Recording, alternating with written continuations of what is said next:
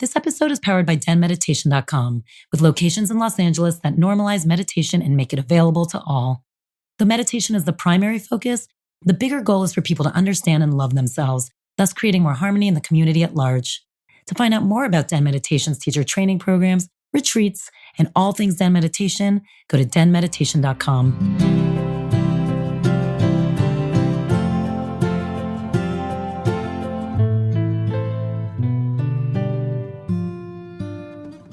Hey guys, this is Tal and welcome to DENtalks, where I have conversations with people about their paths of self-discovery so you can pull inspiration for your own journey. Today I have the honor of talking with my dear friend Katherine Woodward, who you would know as the author of the famous book, Conscious Uncoupling, as well as a critically acclaimed book, Calling in the One. She's unbelievably transparent, not only in her writing, but also in this conversation. She shares with us the power of intention. She manifested her own husband and her daughter. And also how it means to reconcile living for your future self, but also doing it in the present moment. She also is tremendously shy, and she really discusses that and how you can show up differently in your life than what you're habitually used to doing. Her brilliant words will give you a lot to ponder about relationships, how you can redefine who you are, and how you can start creating miracles for yourself. Make sure you stay tuned for Katherine's personal practice at the end of the podcast, where she's going to lead us in an intention-setting meditation.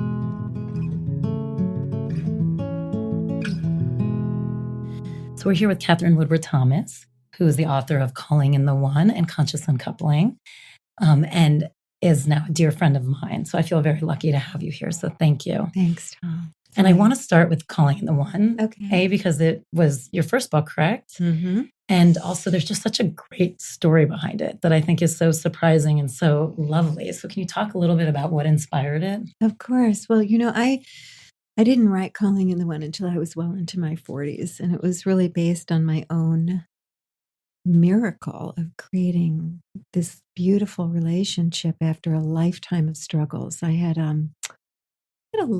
was born to a mother who was barely out of her teenage years. She had just turned 18 when she gave birth to me. It was back in the 50s, so abortion wasn't an option. It was a big trauma. She had to get married to my father.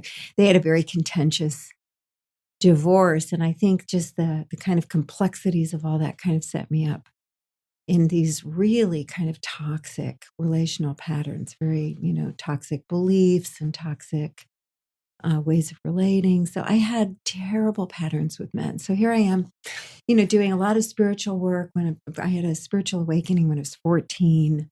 Wow. Went to school, became a singer, ended up forming a nonprofit to help people who are homeless, went back to graduate school to become a therapist. So there are all these places in my life where my life was really working and it was contributing. But the patterns that I had with men were unavailable people. So that was your married men, engaged men, alcoholic men, commitment phobic men. I always like to joke and say gay men who wanted to explore adored me, right? So anyone who just you knew was not sticking around. It just was it was painful and confusing. So because I'd worked on myself for so long and I'd been in therapy for years and here I am helping other people have great relationships. So it wasn't until... Did people ever question that? In therapy, I don't do therapy anymore. I'm still a licensed therapist, but I do my own coaching model now. But in therapy, they have that kind of invisibility that therapists have. If you're really, taking it to the extreme, if someone says, "Are you married?" The proper answer of a therapist is, "Well, what would it mean to you if I was? And what would it mean to you if I was?" That should not matter. No transparency. Yeah. I think that's changing now. And that's an important piece of it too, because when I wrote Calling in the One, so I'm skipping now to to a few years later. When I wrote Calling in the One, I wrote it really from my own experience. And I was very transparent. And I had to fight with the book company because they kept saying, "Well, you're a therapist, you're an expert. You're not supposed to, reveal so much about yourself." But now we understand that that's great because we need to model from each other. We learn from each other. So anyway, so when I was in my early 40s, I was discovering the power of intention. And so I had one other failed love affair with a man I'd been dating for 6 months and had hoped it was different. And then he ended up asking someone else out on New Year's Eve. Yeah. And that was my clue. Fun New Year's. So, but my response to that was to call a friend from this group where we've been setting intentions together. And I said, I'm going to set an outrageous intention to be engaged by my 42nd birthday, which was 8 months out. And I had no prospects for a husband. So it was a crazy thing. But she said something that really changed my whole life. She said, well, Katherine, I will hold that intention with you if you give me permission to hold you accountable for being the woman you would need to be in order for that to happen. Had you even ever thought about it that way? Well, I had been studying this idea of self as source. How are we the source of the patterns? And even though life feels like it's happening to us, how is it happening through us? So we were kind of in that conversation, but it was such a clear moment.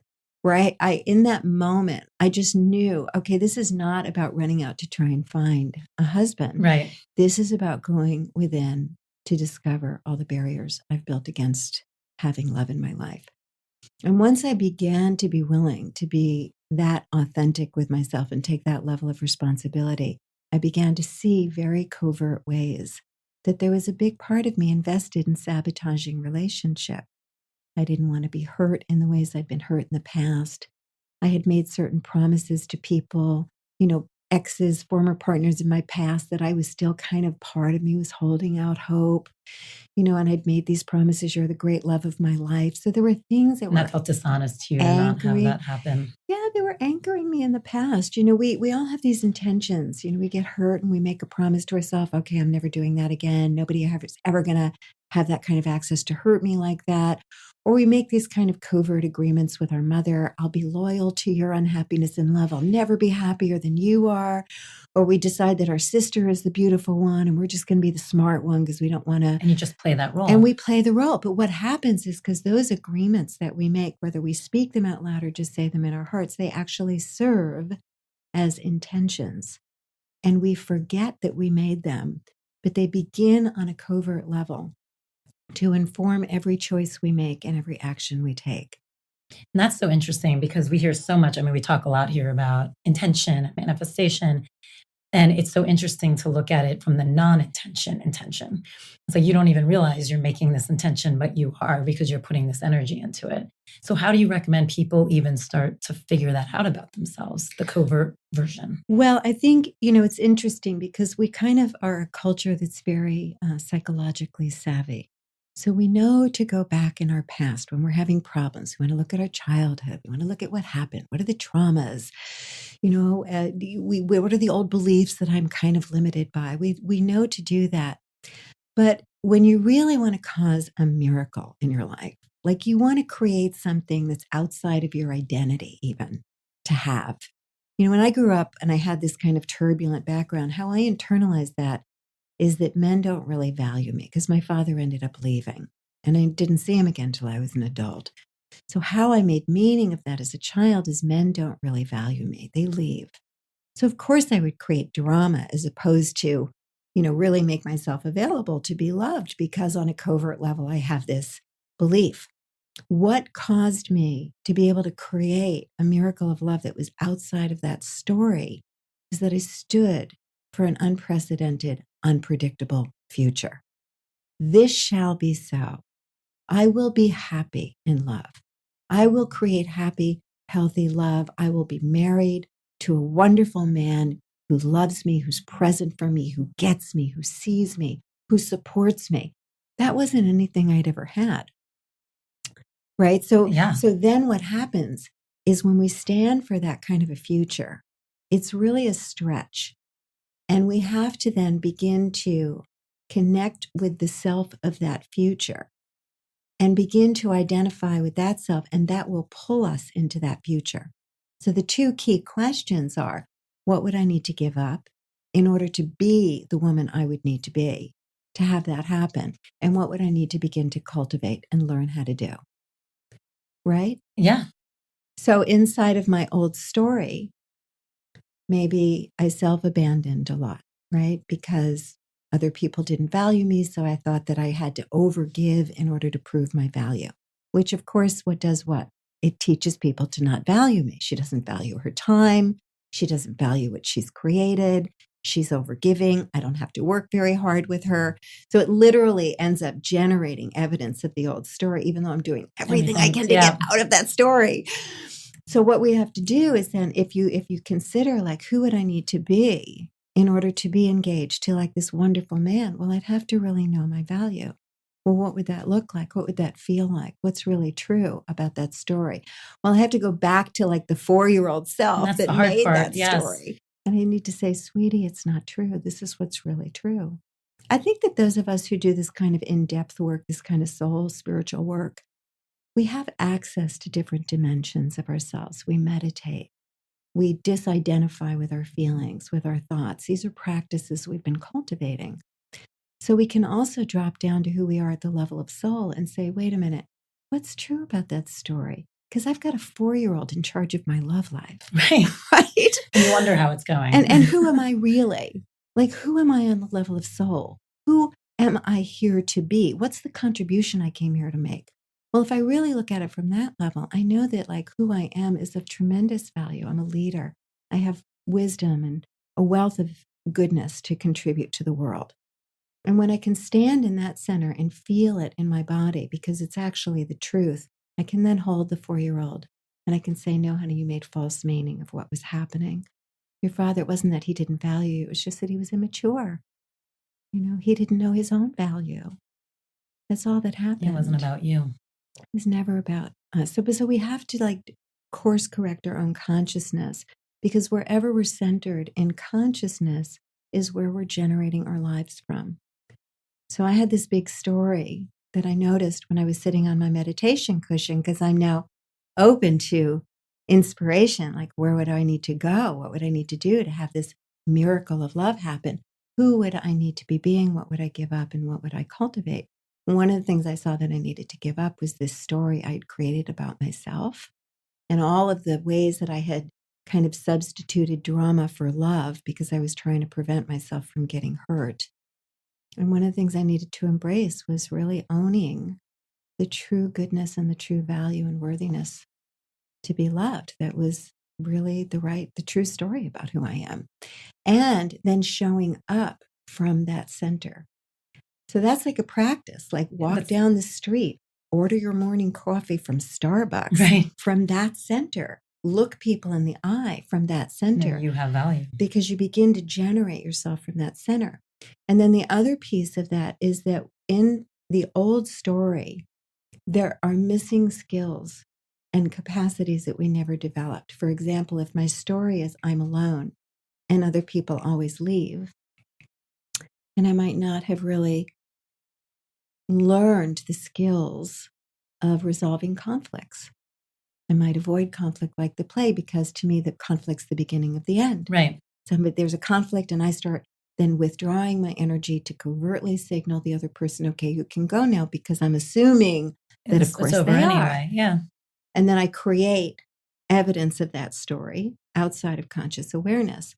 So when we say, well, I'm not alone, we push back with the truth. I'm not alone. I came here to love and be loved. It's my destiny to be deeply related to not just one person, but a whole community of beloveds. And I have the capacity to learn how to deepen my relationships and create health and happiness over the long haul. I have that capacity. So from that place, then I go, oh, well, I better learn how to navigate conflict. Because without conflict and learning how to. And so how do you do that when you're not in a relationship? How do you start fixing that when there's no conflict at your disposal to work through? Well, there is with my mother or my sister or the person at the checkout counter or my best friend, because it's a deeper risk to tell the truth. And it's a deeper risk to be vulnerable and authentic. And that's really at the core of avoiding the conflict. Well, all of these ways of relating. Yeah. Right. And they're so habitual to us that we're confused. Why does it keep happening this way? And we start to think that it's our fate to be alone. So, I mean, the calling in the one process, which came out of this period, makes this very simple for people. It sounds complex, but it's simple. But even in speaking about it, you're giving very clear steps. Yes. And that's unbelievable. And yes. But what's incredible is you are coming up with these steps for yourself. Like you walk through them. You weren't reading a book that told you to do this. You then created the book. No, I was just sitting on my meditation cushion and I was asking the question. But I find that any of the questions we ask the universe, like you better get ready. Yeah, because they're coming at you. I mean, there's two things that are going to happen. One, when you set an intention, everything's going to start to turn to dust because, Joseph Campbell said in destruction before creation. Right. That's a very interesting point. So we have to even be in an empowered relationship when things start to fall apart. Mm-hmm. Things that are not healthy, people that are, kind of acting out old patterns with jobs that are kind of locking in your poverty consciousness or that are toxic in some way. All those things start to go away. And then the other thing is learning how to recognize ourselves as the source of our experience and really be in this inquiry and ask life. And we'll start to get a lot of feedback and a lot of clarity on that. So what happened? So you started doing this work. Well, exactly. And I'm sitting there and every time I would get something, this is the other thing I did differently. If I saw something, I would not go into analyzing it more, which is what we do a lot. Especially, I'm sure, in your career. I know people. We're all so. I'm an analyzer too. We are so sophisticated this way. We want to analyze. But I would give up the right to show up that way, and I would try on a way of showing up that was outside of who I've known myself to be. Interesting and difficult.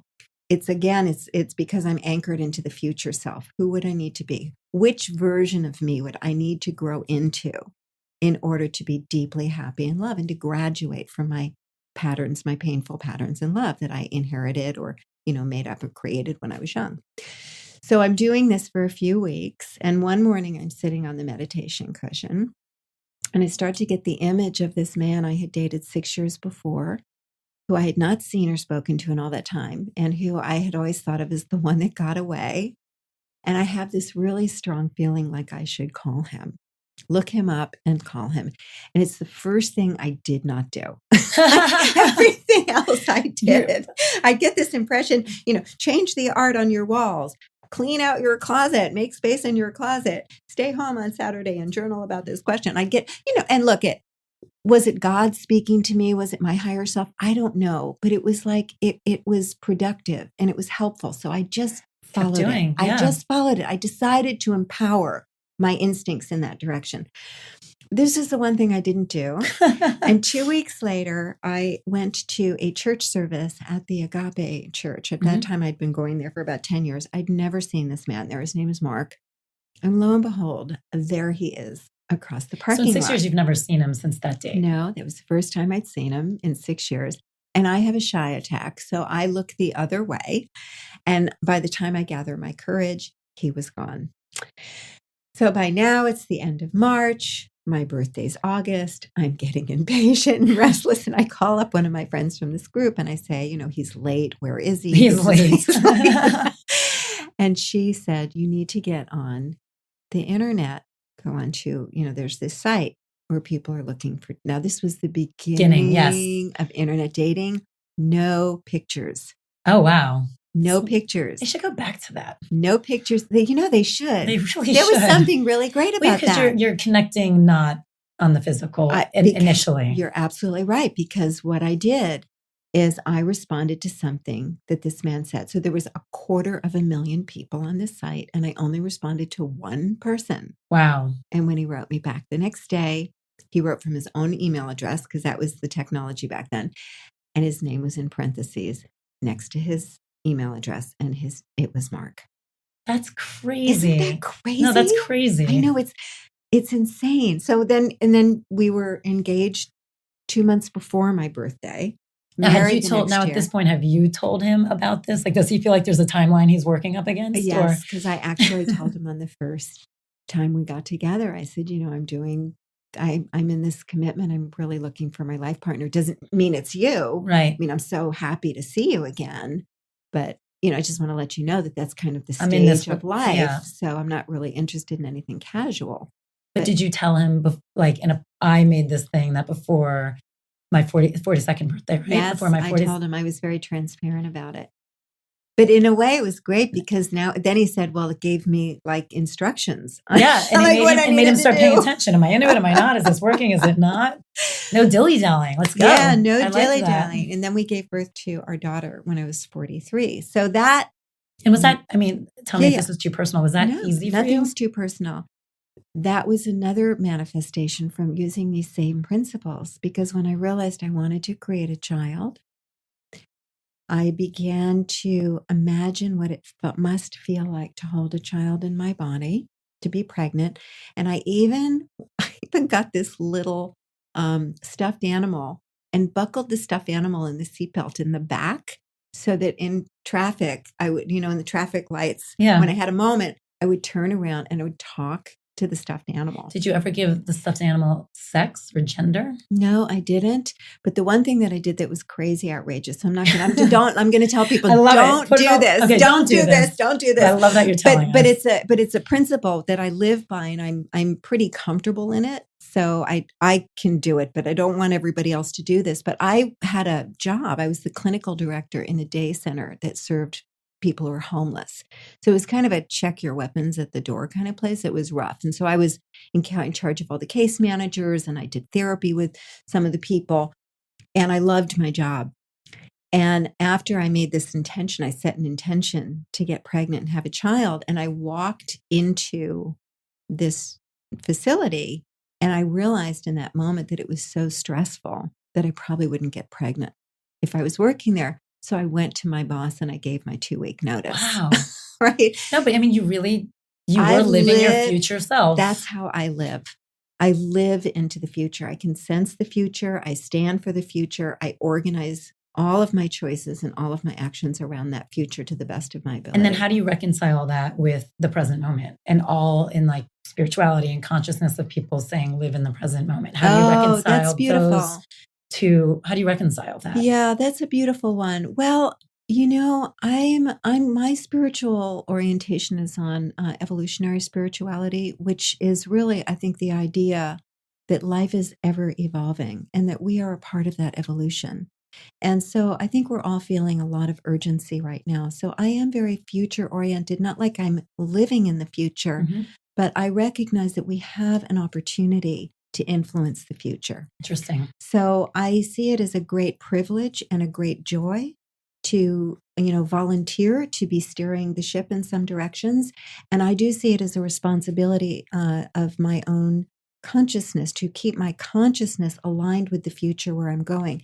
And I think also it's like being responsible for your own self. It is being responsible for myself. But I will tell you, I'm telling you these two personal miracles because then I just got pregnant naturally, by the way. And I want to remind people at this point, you're 43. Yeah, I was 43. Just because, I mean, it really is, having struggled myself through it. And I was much younger than that. It's hard as a woman to do that 43 easily. It happens, but it's not always easy. I did not even do the temperature thing or the food thing. I just did it in consciousness. But here's the responsibility to understanding these spiritual laws of manifestation. Is that it's wonderful to apply them to our own lives. But any of us who are born at this particular time have volunteered to be here at a very critical and pivotal point in our collective evolution. And the technology of being able to stand for a future and begin living into who would I need to be, who would we need to be being to manifest that future is ours as it relates to the world. Hey guys, we wanted to announce our next DENtalks Live. So again, if you're liking these episodes and you want to actually see it in person, and then you get a chance to have Q&A and talk to people, our next one is December 8th. It's going to be a panel. We have 4 incredible guests. It's called How to Be Your Own Guru, because I feel like we get a lot of that. How can I figure out what's right for me and all this noise? And so we're going to talk to all of these people who come at it from religion, travel, career shifts, spirituality, how they decided like what works for them, what their spiritual path should be in a world full of so much noise. So some of the panelists are going to be Muhammad al-Samawi. He was raised in Yemen to a devout Muslim family. He started questioning his religious beliefs early, which led to death threats. He actually fled hoping to save his family, but he fled right into the heart of the civil war between Iran and Saudi Arabia. Honestly, through just some faith and through Facebook, who knew? He put some flyers out there and some people from different countries actually saved him. So he was always challenging spirituality from a young age and religion. We have Chandresh Bardwaj, who is one of our teachers. He was on the podcast himself. He is incredible. He wrote an entire book about this, Break the Norms. He comes from a whole spiritual lineage of gurus, and he actually chose to take a whole different path until he ended up back to where he needed to be. But he did it the way he needed to do it, even though people might have disapproved. We have Jordan Taylor Wright coming on as well. He's a young creative director and filmmaker. He has worked with the best of them, literally with J-Lo and Usher, Justin Bieber. But he has chosen to walk this path differently. It's so easy to succumb to the world of entertainment and money and drugs and partying. And he is just such a steady path of spirituality and who he is. And he always has been that way. So he has some really interesting things to share. And then rounding it out is Cassandra Bodzak. She is a nutritionist, an author. Her book just came out. She's incredible. It's all about eating with intention and how you have to figure out the nutrition and what is right for you. Once again, in a world with so many people telling you, you have to eat this or eat that, she is all about figuring out what works for your body. So again, this is an incredible panel. It's going to be live. There's going to be a book signing afterwards. They each have a book. So please come. And again, a chance to do a Q&A, have personal practices with them, and to hear how all of them, no matter what they were told and disapprovals and different perspectives, how they all figured out what works for them, and to give you guys tips on how to figure out how to be your own guru. How would you compare some of this to when The Secret came out? Because I know there's always a lot of discussion of people who are a little anti-secret, not to put you there, you don't have to say that, or people, what's the difference? Well, I think this conversation about the implications of recognizing our capacity for manifestation is actually a moral one. This one that I'm saying, what's our moral obligation? If I am God, what is the responsibility of being God? Yes. Right? Basically. And I know a lot of our New Age philosophies are, recognizing that I am divine. Well, that's not just for my own personal pleasure. We are a collective. There's a responsibility. And there is. And I think that we're one of the first generations to not necessarily be living for future generations. So it's something that we have to be conscious of. I think in our collective development, we have really needed to form a cohesive self. We needed to come out of kind of being merged with the community, and who I am belongs to the community. And so we've gone through a phase where we've begun to define ourselves. We've begun to think for ourselves. Back in the 60s, we rebelled against absolute morality that was handed to us. And now we have more relative morality where we're, checking in with ourselves. But that selfness, that self-focus has now become a little bit tended towards collective narcissism. So our obligation is to begin to think collectively for the good of the children who are here and the children who have yet to be born, whether they come through our bodies or they come through the bodies of other people, and begin to live into the future generations. And I think where 100 years ago, some people were building railroads for the collective, the future generations, we are now creating more maturity and consciousness. It's interesting. So I love the comparison of railroads and consciousness. There's still pathways and it's still transportation in some ways. So it is. It's beautiful. So that's our work to do. So when you talk about The Secret, what The Secret did is it popularized some of these ideas. I think it was the filmmaker who left out the more sophisticated parts of the conversation. I believe Michael Beckwith probably had a lot more to say than what Rhonda chose to feature. But, it did introduce a lot of people to the ideas. I think more good came of it than not. There were certain things that were said that were kind of, pretty self-absorbed. I visioned that house and then I got that house. So isn't life wonderful? Right. So I think we have to just be a bit more sophisticated and about what you are, what your intention. Yeah, what we're up to, what our souls, decided to incarnate for, and what we're really here to create and to cause. I think, when I did that, when I created that miracle in my own love life, I recognized that was not a personal miracle. That's why I started teaching Calling in the One. And I never really intended to initially to write that into a book. But one person started to ask me to write it down, and then one foot in front of another. Someone asked me if I needed an agent. Which is so great. I mean, that's amazing. And it works for people. Yeah. And so it's been a bestseller for 13 years. And congratulations. Isn't that amazing? That's amazing. That means it has its own life, Yeah, it which has- is incredible. Yeah, well, books are like children. They really do. So how long were you guys married for? We were married for 10 years. Which is also a very successful marriage, I consider. Thank you very much. But our collective consciousness is really inside of happy ever after. And so when I realized that Mark and I were going to get divorced, I mean, by this time, Calling is what's a bestseller. I have thousands Right. So of how do you students. grapple with that? Oh, no, it was, I mean, really seriously, when I realized we were getting divorced, I went to the park and I looked up at the sky and I said, you have got to be kidding me. Seriously, like, what are you thinking?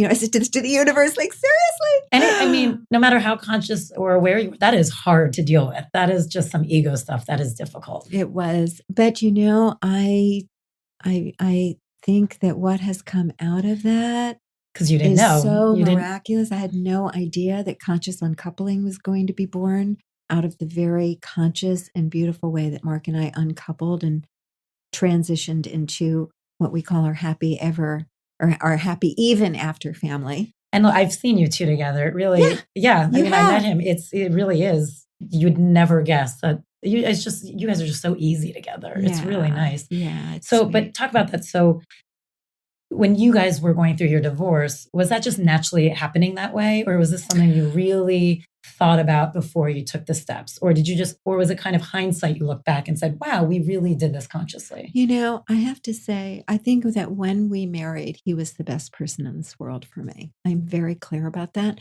What happened in the marriage, my life worked so well in the marriage inside of the container of being so loved and supported. I started to create.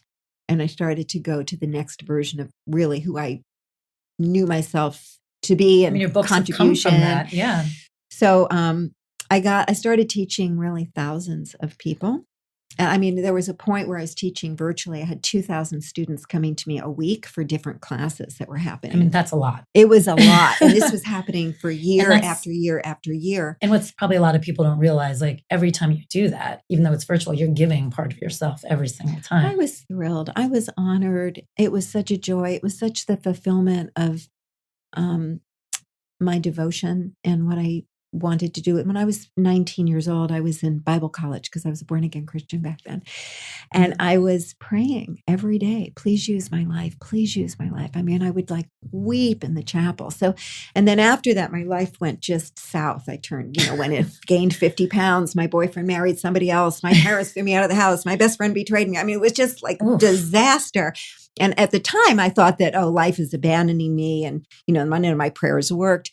But it forced me to work on myself for years, like really like my full-time job, through 12-step programs and therapy and transformational workshops and healing modalities, like anything and everything. And you really did have so much thrown at you. It's almost as if you were being primed to understand that and everyone else. Well, that's what ended up happening. And I created this nonprofit where I went down to write songwriting workshops with people who were, getting off the streets. I was a singer-songwriter. I wasn't even a therapist then. I love how much you're everything. But the things that I was just intuitively saying to them, I'd come back week after week and their lives were like changing radically. And it was that moment that I had this epiphany. And I thought, because this is like 12 years later, right? And I thought, oh my gosh, that wasn't life abandoning me. That was the answer to my prayer.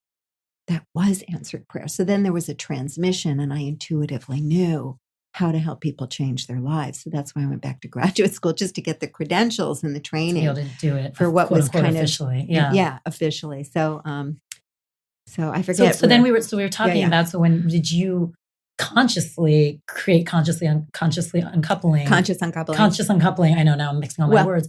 While you were splitting with Mark. Oh, so this is what I wanted to say, though, because you asked me, did you know, and how did that happen? So here I am teaching all these people, and Mark is taking care of the baby. And how old is she at this point? She's like 2, she's 3, she's 4, she's 5, she's 6. Right. And I'm like out doing my thing. And what happened is I allowed too much space to grow between us. Now I can see that now. So I'm always learning still, right? Because we're all learning. Yeah. There's so much that's coming out now about attachment theory, and how much when we're in relationships that we're committed to, we have to generate, including our partners in what we're doing. So I basically just kind of outgrew the marriage and left him I mean, it was mutual because he wasn't all that interested. He was supportive, but he wasn't interested. It's not what he signed up It for. wasn't really what he was lit him up. And he ended up finding his own beautiful path in Buddhism. Now he's a teacher in Buddhism. So it's funny that the question you asked, but what's the tension between being in the now or generating the future and being in the future? Like, who would I need to be being? Because Mark is like all about being in the now. Right. There is no, that's interesting, actually. So it is. And so I love him. But at some point we said, I think it's going to be better if we transition because our marriage is not the best container for each of us. So how would we do that in a way that would have our daughter be happy and well and not lose connection with one of us or not be caught in a war zone or not even be caught in covert tensions? Like who would we need to be in this divorce to dissolve any tensions, to create kindness, to create cohesive sense of family, even though we're changing forms. And was that done like literally in conversation? Like, would you guys actually sit down and talk about this stuff, or did it naturally? It naturally happened. I was the one that chose out of the marriage, so I had to have a lot of respect for his process. And what we did is we just went into a more formal way of being, and we took on a practice of profound generosity. So it was the generosity that really created this new culture between us. And I think Mark started it when we were sitting in the mediator's office, calling the royalties for Calling in the One came up because I wrote that book in the marriage. And Mark surprised us both. He said, I don't want any part of the royalties. That was Catherine's book. I saw how hard she worked for that. She deserves to have all the royalties. That is so kind and so generous. In today's day and age, It really there's so much anger that is. Usually takes over and that you can't see clearly, or you can't remember why you liked the person in the first place a lot of times. Well, and that's so bad for not only the children, but it bodes poorly for our ability to create love in the future. There's a lot at stake. Relationships, Merritt Malloy said, relationships that do not end peacefully do not end at all. That's right, because there's no closure. There's no closure, and we'll carry that person for months, years, decades. I always say, similar but not as eloquent, I'm always like, the emotion of hate is very similar to the emotion of love. You're putting so much out there that there's no detachment. It's you're even though you might dislike someone, you're paying just as much of attention and just as integrated with that person as if you love them. Yeah. So it is. It's like, well, you can't we go move from on. this soulmate to soul hate. Oh, so fast. And one of the things I say about that is, as I was researching breakups and what happens in the body, we human beings, as much as we like to think of ourselves as being very independent and self-sufficient, thank you very much, we are actually designed to need each other. We regulate each other's biology. We regulate each other's emotional well-being. So when we have what psychologists call a rupture of attachment, it's actually very traumatic. And I was researching this, and my theory of it is that the soulmate to soul hate phenomenon is nature's trick to keep us bonded. Because nature would it keeps you together. That's right. Yeah, it does. It keeps you very highly engaged with that person. So nature would rather we hate each other than let each other go. Because we're still attached. But it makes sense from an evolutionary perspective, because like 1,000 years ago, if you wandered away from your tribe, you were going to die. Yeah. You had to stay close. We are designed to bond. We are not designed to separate. So when I was talking before about our obligation to begin to cultivate certain capacities in consciousness, to begin to live into the future that we would like to leave to future generations, this capacity to separate with love is an emergent capacity. It's not something we do automatically. So even though we might want to separate amicably, it doesn't come naturally. It does not come naturally. So when did you find, and at this point you were still practicing therapy, right? You were seeing clients at this point, or? Well, at some point I had so many students. I just went into teaching, and I also train coaches. So that I lead communities where I'm doing ongoing development of coaches. So I sometimes have a little tiny private practice on the side, but not always. So when did it go from how you were living your life and how you guys chose to split up to, I think people need to know this? Well, the way conscious uncoupling the term was coined was in my kitchen with a dear friend named Kit Thomas. And we were both talking about our conscious divorces. And he actually said, yes, it's just kind of a conscious Uncoupling. And the moment it came out of his mouth, I said, Kit, that's a book. And that's a whole program. Do you want to write it with me? And he said, no, go make something beautiful of it. Oh. And I went and I got the URL that afternoon and I started creating the Conscious Uncoupling online program. But it wasn't for 3 years after I created it and launched it that Gwyneth Paltrow heard about it through a mutual colleague and popped it into the lexicon. And then, and then the rest is history. I mean, it blew up. It was insane. I mean, you literally are now, you're part of the lexicon, like you said. It's unbelievable. Yeah. And then you were already in the process of writing the book before. I had been actually, when she popped that into the lexicon, I was writing, this is another funny story. I was writing the book proposal. And I was not enjoying the process because book proposals are different than writing the book. So every time I'd go to write, the book would come out of me. And I was so frustrated writing this proposal. So I started to pray and I said, God, can you please get me out of having to write this proposal? Future, I like it. And then she popped that into the lexicon and I basically flew to New York from Costa Rica, where I was on my writing retreat, to be on the Today Show, went over to Harmony Books at Random House, and that afternoon they gave me a book deal, so I didn't have to write the proposal. Thank you, Gwyneth. That's amazing. And so it is interesting that you've now written a book about finding a relationship. I'm sure you get this question all the time. You've written a book about finding a relationship and a book on how to end the relationship, but not one how to be in a relationship. Well, that's my next one. So I'm working on that. You are working on it. I'm working on it. So I'm in the research stage right now. And, I'm very excited by the opportunity to evolve the conversation forward, because there are certain things in the collective and how we think about, couples together and how couples are working together that I, of course, have tremendous love and respect for, but also disagree with certain things and certain ideologies, certain ideas. Like, what's an obvious one you disagree with? Well, the obvious one is this idea that we repeat old wounds, old dynamics, because we're trying to quote unquote heal. Because I personally have never known anyone who has repeated the same pattern, like, oh my gosh, I'm with a narcissist again, or I've been, abused again, and found that to be a healing experience. Right. Right. Well, it goes against kind of what you have in Finding the One. Well, about really learning how to your recognize stuff your will come up, and we do repeat patterns. I mean, all of psychology was founded on Freud's awareness of the repetition, what he coined to be the repetition compulsion, that we tend to recreate in our adult lives the same things, same traumas that were happening when we were younger.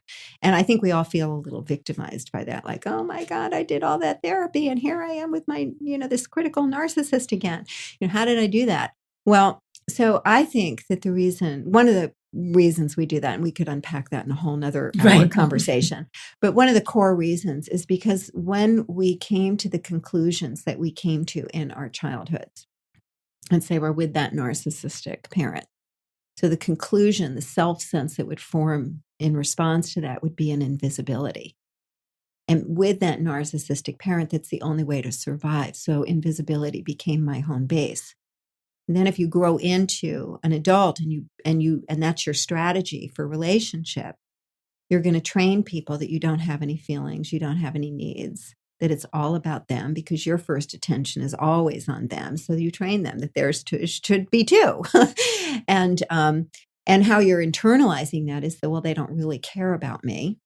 And it's even dangerous for me to be visible. So we're recreating, mostly because we lack the skills to create a healthier dynamic, right? So we lack the skills to even know what I'm feeling, to know what I'm needing, to make that visible to someone else in a way that would allow them to find their way into my world, where they could begin to meet my needs. But we all know that that's what healthy relating is. There's a full self to a full self. Both people have their feelings and needs. And we now know that secure attachment is about engagement and caring about each other's feelings and reaching for each other, responding to each other's feelings, responding to each other's needs. So that's one of them. I also don't quite agree with the idea necessarily that we are responsible for helping our partner to heal their core wounds. Only because, you're shaking No, your I head agree with now. you on that. Because then what ends up happening is you can hold each other hostage forever to the 4-year-old that's like never gonna feel loved enough. And I think that there's a way to do that where we each have to recognize our own false stories and the mechanisms of how we are the source of evidence for those stories.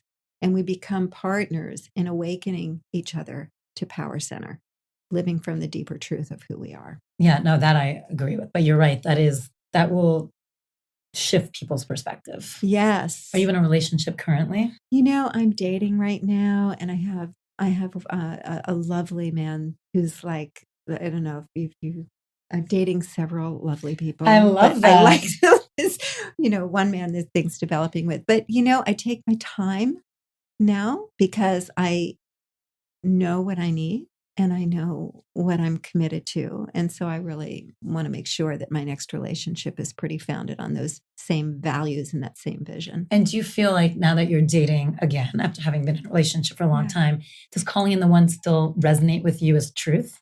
I love calling in the one. I love it because calling in the one comes down basically to 5 principles.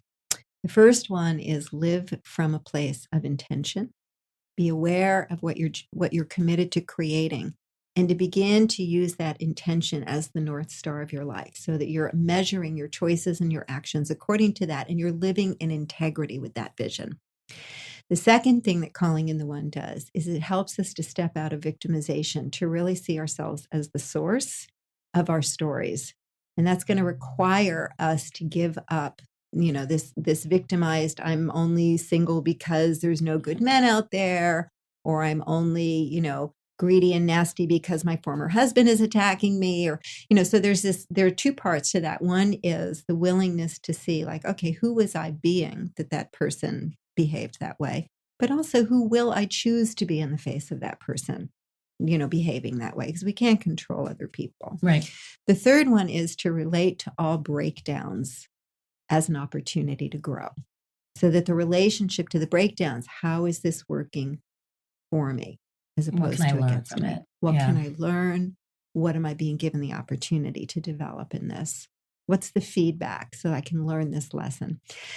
The next one is also something we don't talk about enough, which is to be present to your breakthroughs and to see how you're the source of those too. And to begin to identify how you were showing up differently that allowed the breakthrough to occur and begin to practice that such that it becomes your new norm. Interesting. It's like give yourself a little credit. Yeah, because sometimes, we look at how we're the source of a breakdown, but then we attribute the breakthrough to a lucky day. Yeah. And when we do that, we don't make that our new norm. Right? It becomes the exception.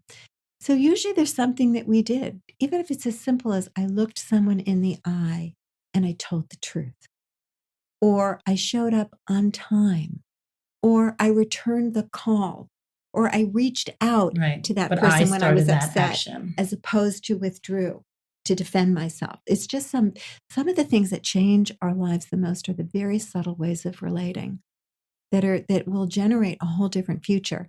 And then the last one is to learn how to ask ourselves empowered questions when we're going to self-reflect on how we are the source of our experience. A lot of times when we, have a disappointment and we go to, we'll initially blame someone else. But if we go to take personal responsibility, we'll ask a shame-based question such as, what's wrong with me? Right. Why can't I ever get this right? How come other people get to have love and I don't get to have love? So we're asking ourselves questions that are never going to further the conversation. They're keeping us stuck. And so we need to ask questions that are going to really foster wisdom and growth and help us to become a better version of ourselves. How did I give my power away? What was motivating me to do that? What could I do differently in the future? What's really true about my value and my worth? If I were going to stand in that center and that truth, how would I be showing up differently? How might I have convinced someone that I didn't have value? These are, what are the subtle things that I did that caused my old story to repeat? And what could I do differently in the future? These are self empowering questions. So empowering, yeah. And you're really putting someone in the driver's seat, which I think change is very different for a lot of people. A lot of people are reactive, and that's incredible. So I want to go to one subject of when you talk about kind of evolutionary consciousness and being able to kind of control your future. What do you do in moments where the future then becomes your present and really surprises you? So for instance, I know you've, I don't know how you like to say it, but battled cancer yourself. What do you do with that? I mean, was that like a curveball for you, Well, especially in your world of spirituality? That was a wild story. I was writing Conscious Uncoupling. They initially gave me 4 months to write it because it was all over the news and they wanted to capitalize. Move quickly. Now, my last book took almost 2 years to write, just to give you a sense of your process. Calling in the One was 2 years. So 4 months was pretty fast. So I was pretty consumed by it. And about 6 weeks in, I got diagnosed with stage 2 breast cancer. So that was a huge surrender because the first treatment because of the kind of cancer I wanted to do was chemotherapy, and you get something called chemo brain. So you can't write when you're in chemo brain. Just feeling horrible. But I will tell you that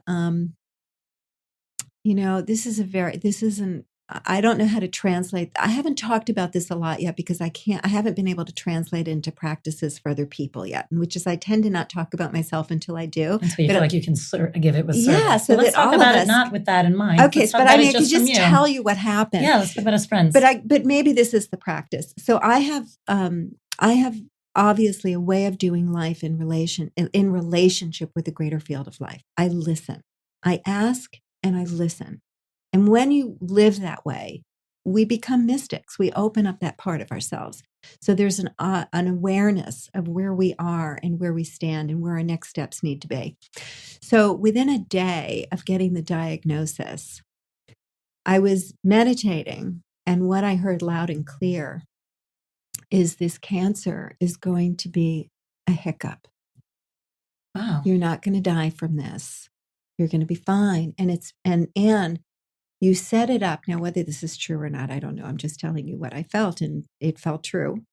You set this up, Katherine, before you incarnated because you knew you were coming into a very difficult life situation that was extremely painful on an emotional level. And it would have been a kind early exit had you not become who you are. But you have chosen love so many thousands of times that this cancer now will just wash through you. So it's so interesting. So it was your life contract that you made before you came in. Yeah. And by how you move through your life, it's changed. It still existed, but the outcome of it changed. Well, and then it became a catalyst for greater levels of integrity because it not only, so my mother was a terrible mother when I was young. I mean, she'll tell you it's like her biggest regret. She was, she was so young. She was young. She just didn't know. know. She was confused. So she was a terrible mother, and she didn't mother me, and she resented that I was born. So she didn't want to mother me. So when I got cancer, the thing that happened is she flew out every time I got chemo. She wanted to be your mother. And she was there for me. And when you get chemo, like you're just lying on bed for hours thirsty. Like you can't even get up and get a glass of water. So she was right there, and she got to redo this kind of helpless moment, like if I was a baby. And that's when you needed it too. And I needed her to do, and it just was so lovely. And you were able, I mean, did you have a lot of resentment towards your mom? I think by that time I had worked through a lot of it. Yeah. But I think it's not so much, we resent our parents to the extent that we can't overcome the legacy of what we internalized from their behavior. You catching that? I do. And I actually have never looked at it that way. I've always kind of thought about it more. You resent them until you can accept them and love them. But I think it's so interesting. You're making it more, because we are going back to the narcissistic society. It's a little bit. Well, if my mother was narcissistic and then I keep dating narcissists, and I can never get my feelings and needs met. And it's always fault. About them. Yeah. Like I'm stuck in that story. That's where I resent my mother. So it means that it's easy to blame someone else versus ever take responsibility for it yourself. Right. Well, that's the key, is the willingness to be responsible. I'm not the source of these patterns. I didn't create these patterns. They're not my fault, but they are mine to evolve. They are mine, and I take responsibility for them. So what a beautiful opportunity, you guys. I mean, and I've seen you with your mom too. You guys are clearly very close. So that's actually lovely to have that time. Yeah. So when you first got diagnosed, I mean, it's amazing that within 24 hours you had that meditation. What was that initial reaction? Was there fear? Was there a moment, or was there always a sense of calm in it? I think I always felt calm in it. I felt calm. It was like but you know what was so beautiful? I kind of disidentified. I mean, you lose your hair, you get super gaunt. I mean, You're not feeling well. You can't work anymore. I mean, it's like it takes over. I had to stop writing the book. So it was this wild experience, though, Tal, because I went into joy.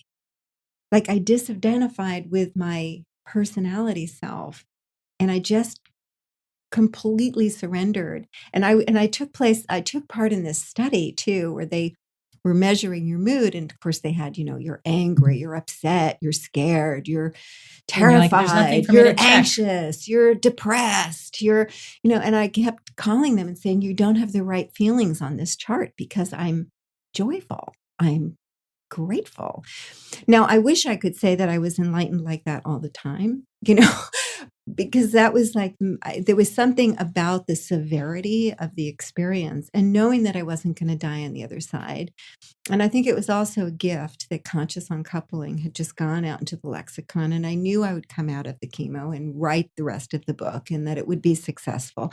So I had this amazing kind of unusual experience where I was able to trust the experience. You were feeling very secure. I felt secure. Which is a lovely feeling no matter where you are in your life. So I think that's, actually can't wait to see what you come up for this, because it'll be, I think, probably very helpful for a lot of people going through it. Yeah. I want to actually identify the practices. Yeah. Well, you clearly have a very different perspective than most people do when they go through it. So I think just not having fear for the whole thing. Which is so difficult for some. I mean, that's a hard thing to remove fear. That's the worst part. I mean, we talk a lot here how fear is it paralyzes you in so many ways. It's interesting. If I really look at it, it's like the way that I had been living for so long was what allowed me, I think, to just kind of pop into that level of faith through the entire experience. But I think, look, the other perspective I got, Tal, is like, oh, we're all dying. Like people would say to me, I'm so sorry you have cancer. And I felt like saying to them, I'm so sorry that you're dying too. It's like it woke me up to how temporary this ride is. And that for all of us. For all of us. We're all just shooting stars. And I think the whole thing is about just making the world as beautiful and loving a place as we can make it. This is the ride. So be bold and be brave and love big and forgive hard. It's like, then it's over. Right. So make it count. Make it count. Make it count. We're the part of the chain of human evolution and let's do our best, just like, our great grandmothers did when they, didn't eat so that the kids could eat, What's so fascinating about you also that maybe a lot of people don't know, or maybe they do. I mean, you've said, what was it, 14? You said you asked for a life of service, basically make my life count. I was 19. I had a spiritual awakening at 14. Right. Spiritual awakening at 14, 19, clarity of you wanted your life to count. That's a big deal. At 19, most of us are like, does this makeup look good? And what can I do with my hair? And very me, and trying to figure it out. Mm-hmm. And you've created that. Like you said, you've taken so many things that have happened in your life. You've given people tools and manuals. You've done so many live speaking engagements and seminars and classes. I mean, it goes on and on, that you are not only a vessel, but a teacher in the flesh.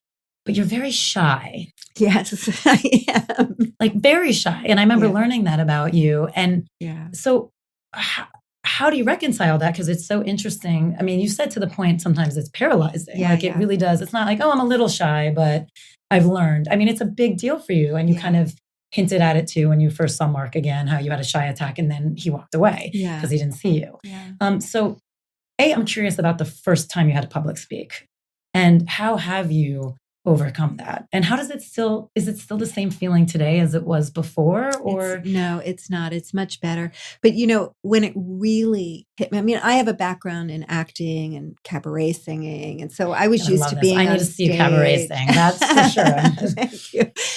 So there was a part of me that could perform, right?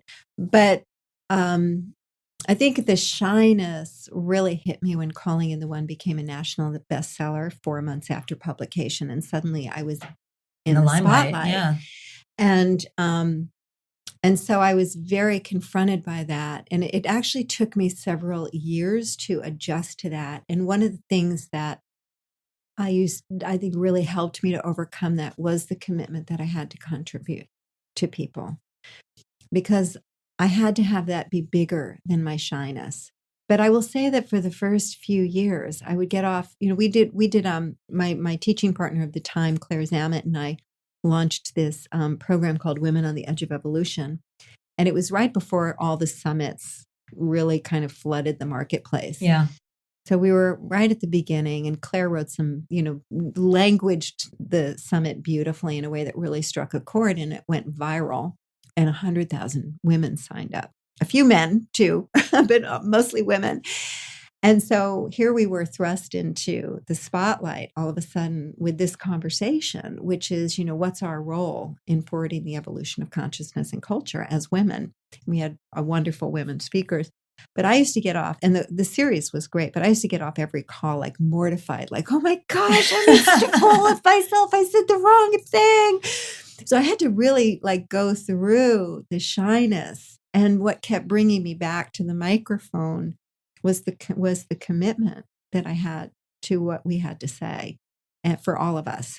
And it was that commitment that kept me going and kept pushing me out there more and more. And now I've kind of disappeared the conversation. It's there a little bit on a social level. Well, I was just about to ask that. Yeah. On a social level, it it's comes still out. there. Yeah, it's Do you still ever there. feel misunderstood? Do people like have preconceived notions about you because of the shyness? Do you find that sometimes it's hard for people to get to know you? I think so, a little bit. Yeah, there is when you step into, I think we're all maybe like that, when we step into our spiritual power, something takes over and we're in service to something greater than ourselves. But then, on a personality level, you're on your own. Yeah, you're on your own, kid.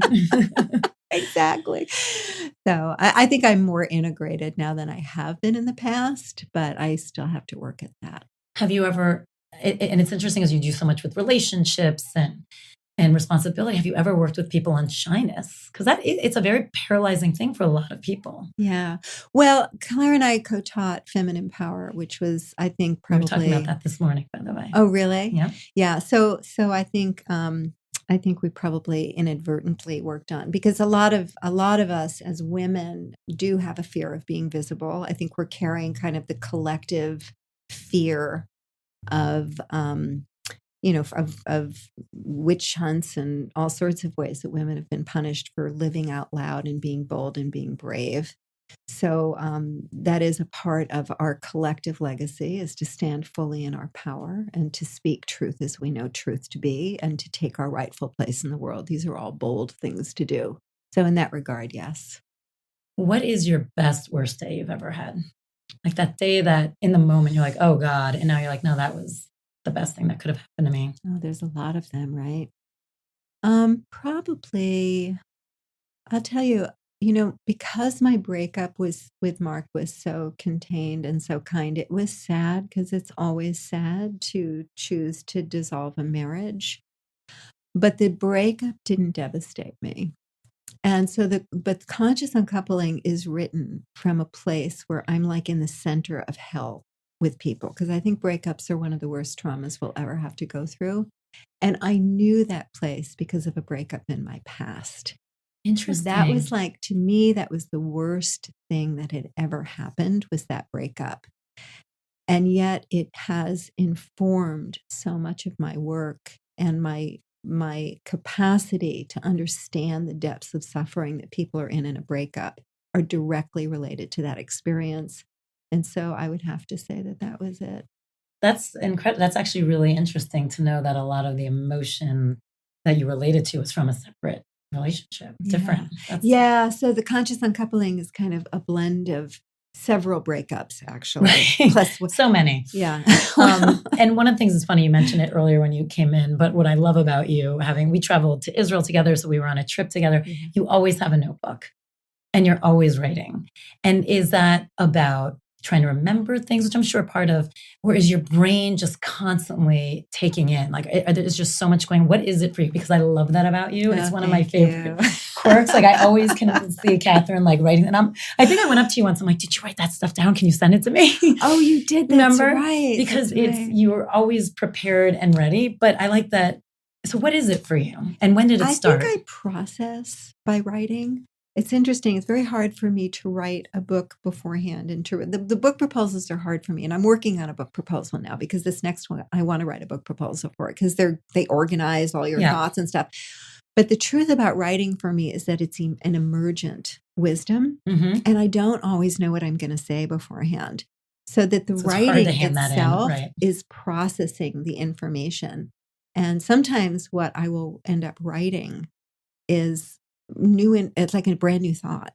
And I won't even know it until the end of the sentence. And I look back and I go, wow, that's fresh. And I hadn't really consciously known that before. So I have some relationship with writing that's really a deep, deep, deep part of my path. And one of my biggest practices that I can share with people too is, we all know about the morning pages, and God bless Julia Cameron. She was so wonderful to come up with that in her book, Artist's Way. However, I think sometimes with morning pages, we just kind of throw up the complaint and then leave it there. So what I tend to do, one of my practices in the morning, particularly if I wake up and I'm anxious and I kind of wake up on the wrong side of the bed, is to write everything that I'm anxious, and I write it literally like, dear God, so this is what's happening for me today. I'm worried about that, and I'm afraid of this, and I don't know about this, and what do you think about that? And oh gosh, I think I really messed that up. And what do I do about that? So all the things that I'm just kind of obsessively worried about. And then I say, please write through my pen. Thank you very much. And then I write a Dear Katherine letter from a different place of myself immediately after. And I listen from a different place in myself. And it's that place of deep listening where I have that mystical connection. And I will write a letter from God or from higher self or however we want to call it. And I swear that it's the main part of my learning. That's beautiful. And because it shows you that we do have the answers within, you just have to search and ask. Yeah. But I also love that because you're giving people, people assume you probably have it all together, that you don't ever wake up anxious, that you don't ever wake up with questions. So it's nice to say, no, I do, but I do the work and I have a practice that helps me assimilate that and work from it. So you're still practicing what you preach, which is great. Yeah. Well, and I will say that there is reward to that kind of devotion to practice, because I used to have a lot of fear in my life. I remember about 20 years ago being at a wedding and having so much anxiety. And it was like a fresh thought in my mind. I thought, gosh, I wonder if I could ever be free of this anxiety. I wonder if I could actually stop being afraid. And I remember that it was a moment, like I remember the room and where I was and what I was wearing and who was in the room when I had that moment. Because in the moment of asking the question, I got curious about that and I took that on. And I will say that fear does not characterize my life today, that I definitely feel calm most of the time. And that if I feel anxious, usually it's because I'm off course in some way. I'm procrastinating something that needs to happen. Or there's something in the field between myself and another person that's not clear yet, that they're not being authentic about. Something needs to change. So in other words, the anxiety is information. Yeah, and I can trust a signal it. For you. It's a signal. I can trust it now. It's not pathological. Because you've worked on it so much, you understand it. Now anxiety's there. It's part of it, but you understand what it's about. And I just want people to know that practice works. That we have better relationships, we have more fun in life, we have a better life. Like practice actually works. And the most important time to do the practice is when everything's falling apart. And that tends to be when we stop talking to God. When everyone abandons everything. Right.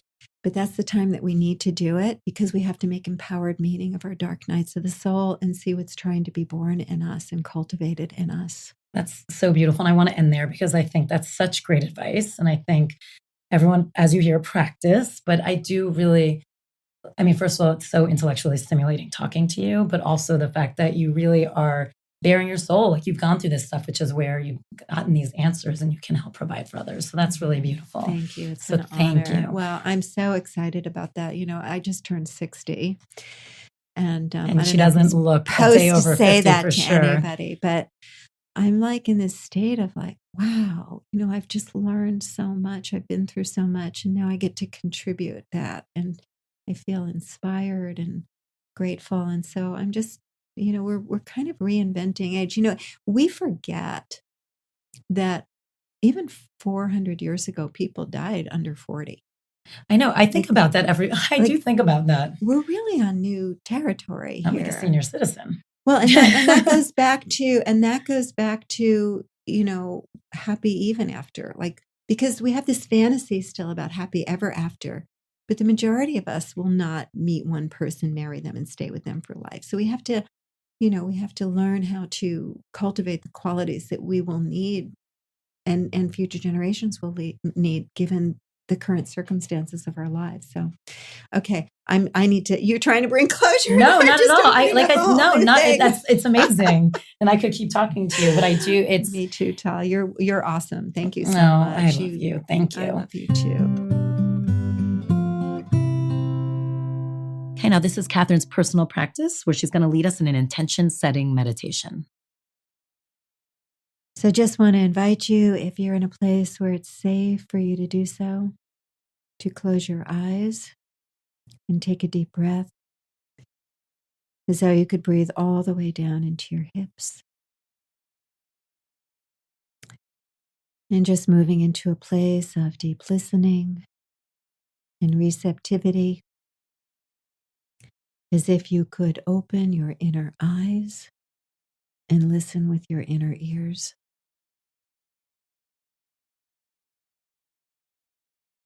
And just becoming aware of all of the feelings and sensations in your body.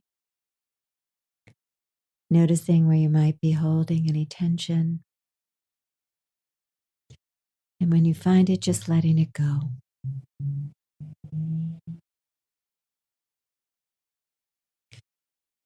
And with each breath, just softening into a space of deep letting go. Know that you are being held by a force and field of life greater than you, that is always leading you and guiding you to your greatest good. And just allowing yourself to become deeply present to the desire that you have for your own love life, whether that's to be closer with your partner, to be happier in that relationship, whether it's to create a relationship, or whether it's to bring conscious completion that is kind and compassionate to the relationship that you're in. Just become present to your deepest desire and just naming it for yourself.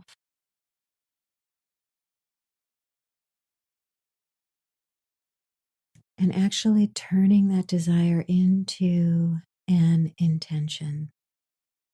This shall be so.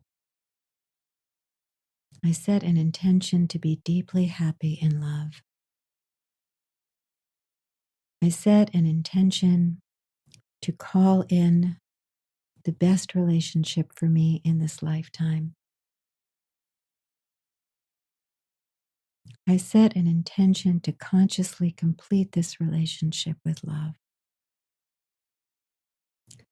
I set an intention to fall in love with myself as a foundation for healthy relationships everywhere. Just taking a moment right now to name an intention that you can set for your love life.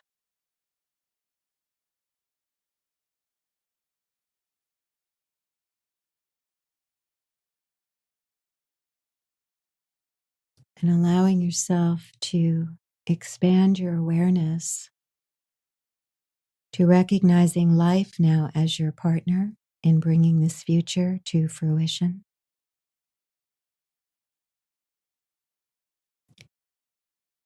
And just asking this question of life, what would I need to give up in order to be the version of myself I would need to be to fulfill this future? What would I need to give up? What would I need to let go of? What would I need to surrender completely in order to allow the fruition of this vision to come to me? And just listen for the answer.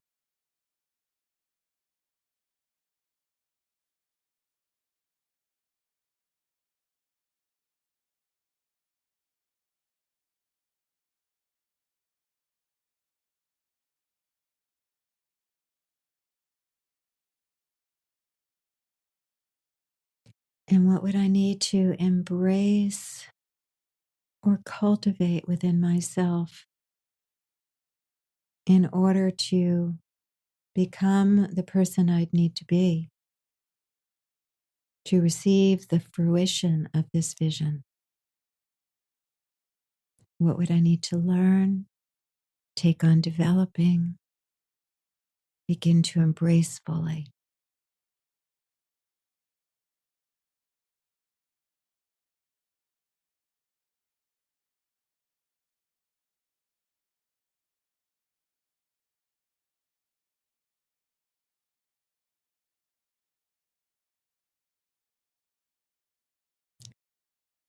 And now just imagining that you already have the fulfillment of this vision.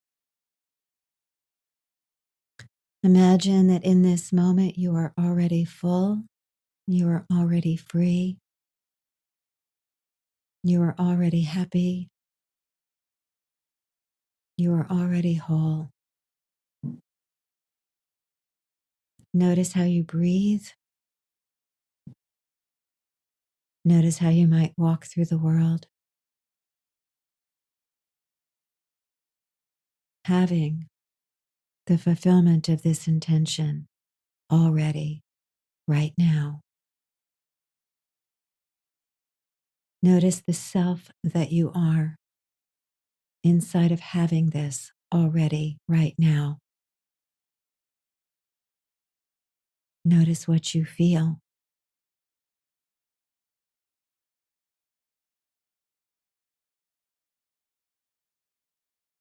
And begin to allow this self of your future to become the self of your present, so that you anchor this sense of yourself in your day each and every day. And continue this practice of asking the universe, what would I need to let go of? And what would I need to embrace to find your way home to this future? And we take a deep breath of gratitude and say thank you to all of life that we have this beautiful gift where we can co-create with the universe. And so it is, and so it shall be.